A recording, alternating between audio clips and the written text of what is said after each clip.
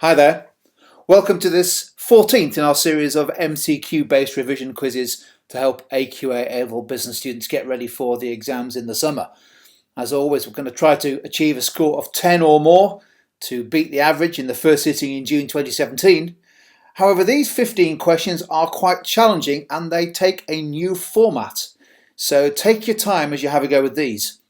This new format we're calling linear format, linear MCQs. And the reason for this, it's a format of question that appeared for the first time in the AS exams in May 2018, where you're given 4 possible answers that are from 4 completely different parts of the specification. And your challenge is to work out which of the statements is either true or false. So take your time with these because these questions cover a lot of the specification. Okay, here's question 1. Which of the following statements is true? So this format will be the same for all 5 questions. Here are your 4 options, so pause the video now, read through and find out which is the true statement. How do we get on with the first one? Well, hopefully you spotted that the correct answer in this case is D. A reduction in the inventory reorder level should result in lower inventories because the reorder level is lower, we wait longer, we allow inventories to fall to a lower level before we reorder them. Therefore, inventories on average should be lower. The other 3 are false. Let's quickly go through them. Selling a product on credit increases both revenue and cash immediately. Well, that's false. It does increase revenue, but the cash will come in later, not immediately, because we've sold a product on credit to a customer. The Blake Mouton grid, a country club style, has a high concern for people and a low concern for task. And fixed costs, well, it's not true that they never change, they do change, but not in relation to output. So answer D was the only true statement. Okay, next one. Again, which of the following statements is true? So pause the video, read through them, make your selection. Let's take a look. Did you spot that answer A was the true statement? Let's look at it. An increase in fixed costs will reduce the margin of safety if all else remains the same. Well, that's true, isn't it? Because an increase in fixed costs will increase the break-even output. And the break-even output is the difference between actual output and the margin of safety is the difference between actual output and break-even output. If break-even output goes up, the margin of safety must be lower. The other 3 are false. If sales volume is falling but revenue is increasing, the price must be rising. Opportunity cost can be measured in financial terms, and a direct distribution channel involves no intermediaries. That's the whole idea of direct. It doesn't involve intermediaries like agents and others. So answer A was the true statement. Okay, question 3. This time, please spot the statement you believe is false. Therefore, 3 of these will be true. So again, pause the video and work out which of those 4 statements is false. And in this case, we're looking for the odd one out, the false statement, and it's answer C. An emergent strategy will not result in strategic drift. If anything, an emergent strategy is more likely to prevent strategic drift because emergent strategy is all about small incremental changes in strategy that often reflect changes in the external environment. So C is incorrect. The other 3 are all true when you read through them. Okay. Statement or question number 4. Which of these statements is true? So 3 of those are false. Can you find the true statement? Pause the video, read through them, make your selection. And in this case, the odd one out, because it's true, is B. Yeah, correlation absolutely is about looking at that relationship between 2 variables and how strong the relationship is. Let's look at the false statements. A, the payback period does not take account of the time value of money. In fact, that's one of the criticisms of the payback period. A product life cycle diagram shows sales of the product in relation to time, not to price. Carroll's CSR pyramid focuses on 4 different factors. Obviously, that statement is confusing Carroll with Elkington's triple bottom line, which is people, planet, and profit. The CSR pyramid is about philanthropic, economic, legal, ethical. So answer B was the true statement. Okay, question 5. This time we're looking for the false statement from those four. Read through, see if you can find the false statement. And in this case, the odd one out, because it's false, is B.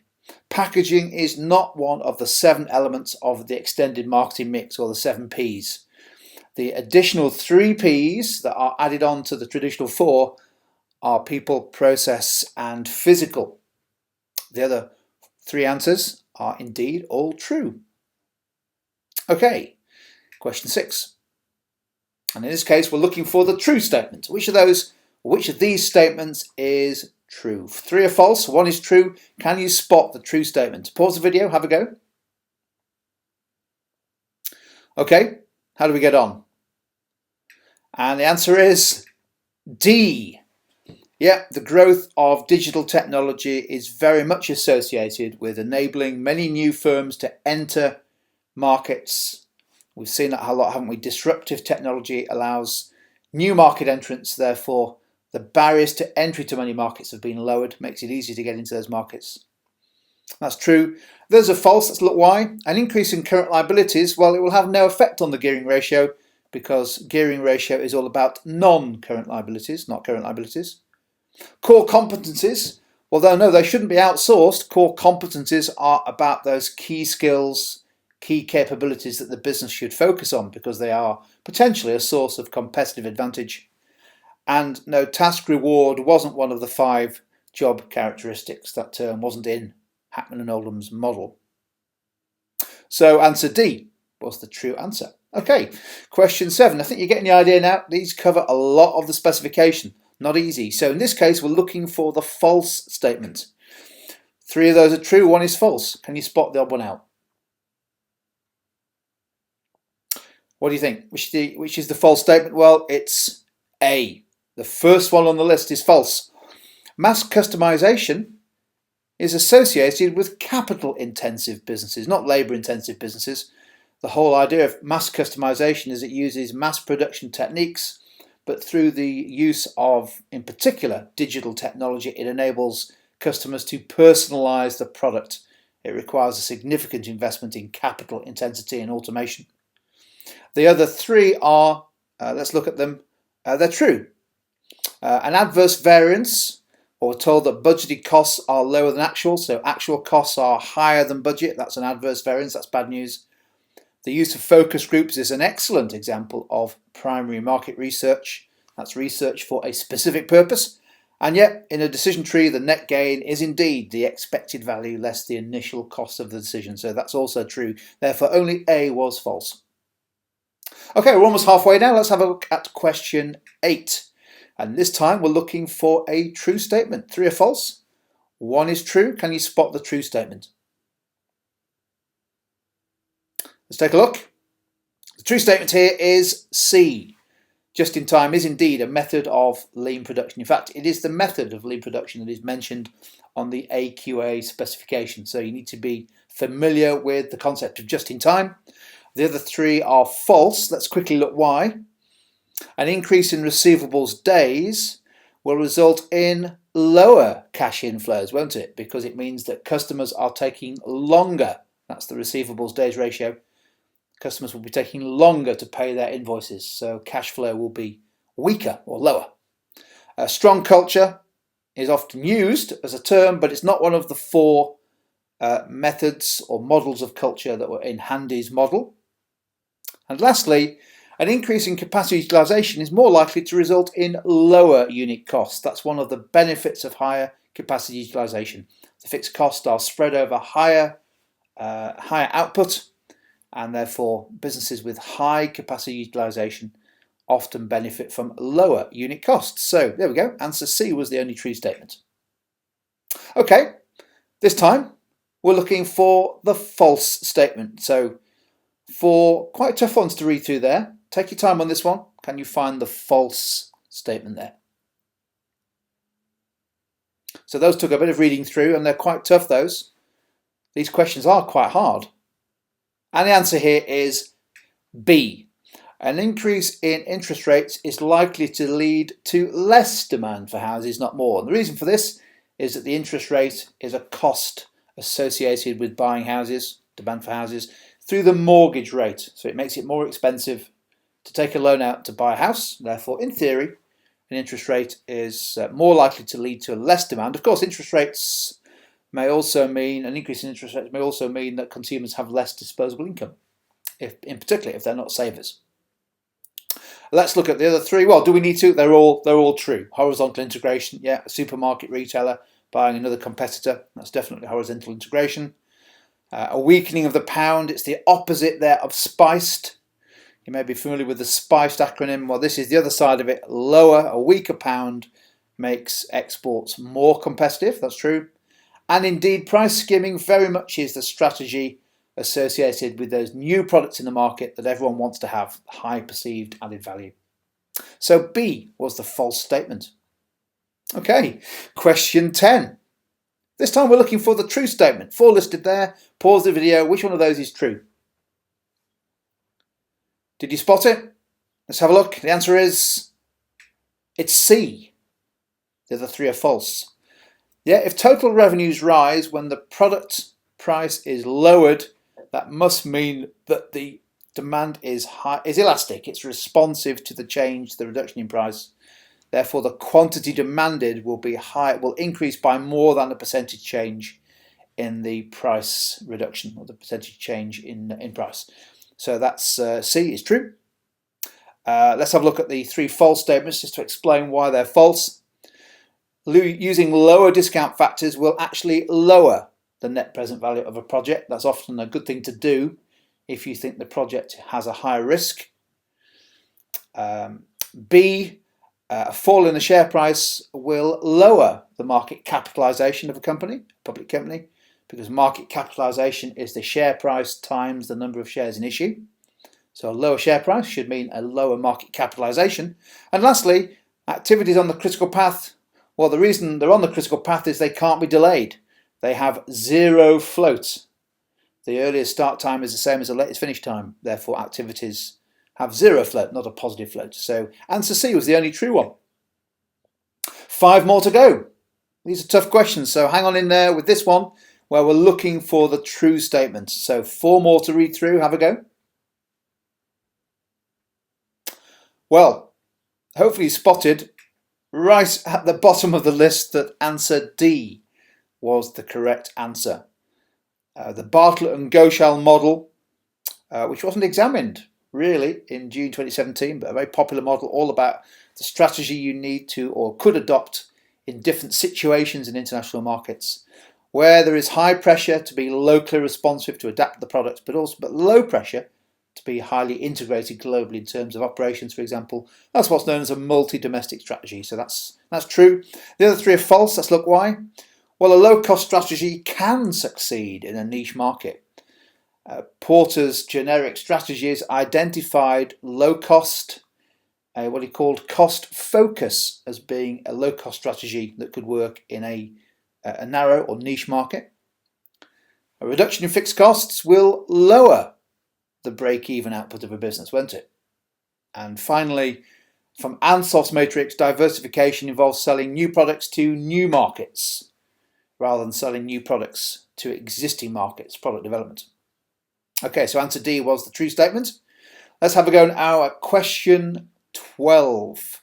Again, we're looking for the true statement from these 4. Pause the video, make your selection. And here, the true statement is C. Absolutely true. SWOT analysis, don't forget the SWOT, strengths and weaknesses at the top of SWOT, is all about factors within the control of the business. Whereas the opportunities and threats are external to the business, but the business needs to respond to them in some way. So C is right. Why are A, B and D false? Well, Bowman's strategic clock identified 8, not 10 possible strategy positions. Labour turnover is an example of a human resource. Performance ratio is nothing to do with liquidity. Liquidity ratios, well, it's this current ratio, isn't it, for AQA students. And a soft approach to human resource management is likely to involve a high level of delegation, not a low level of delegation.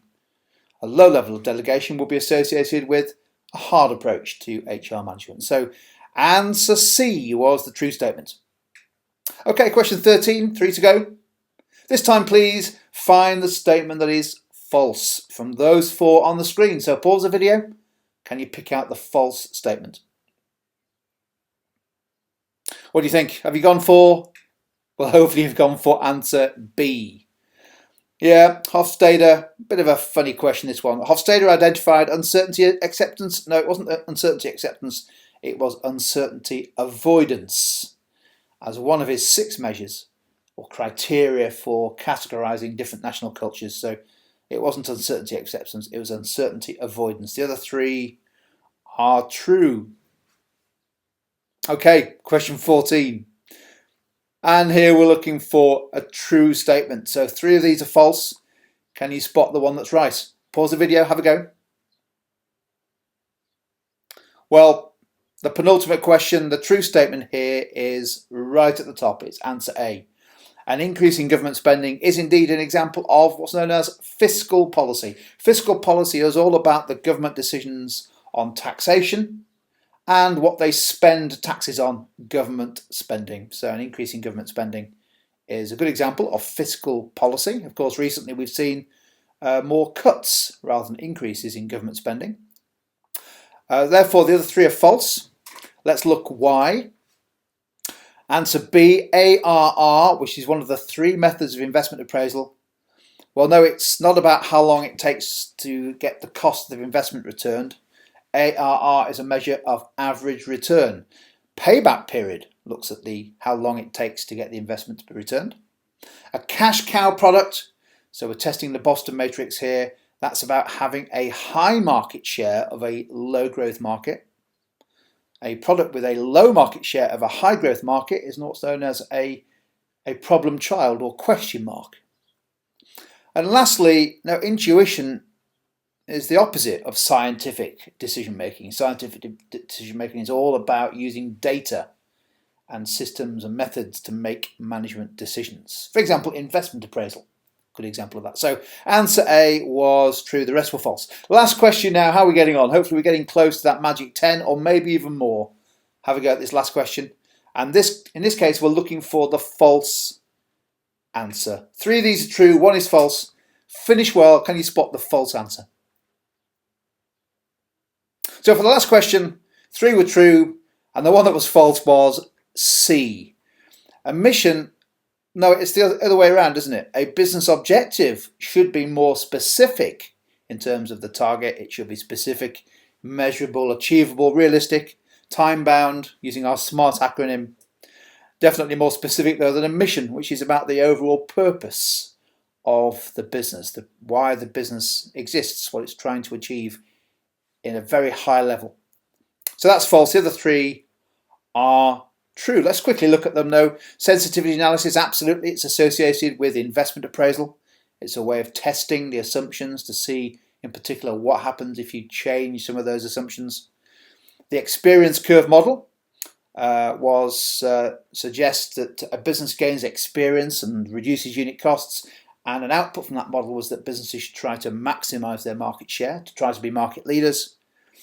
And lastly, an increase in contribution per unit will definitely lower the break-even output, which means we won't need to sell or produce as many in order to break even. So answer D was also true. Answer C was wrong. Therefore, the answer was C. How do we get on? Those were 15, maybe the first time you've seen that format of question, 15 pretty tough questions covering, well, 60 plus parts of the specification. Hopefully you got a good number right. Well done for having a go though. Hopefully you found that useful.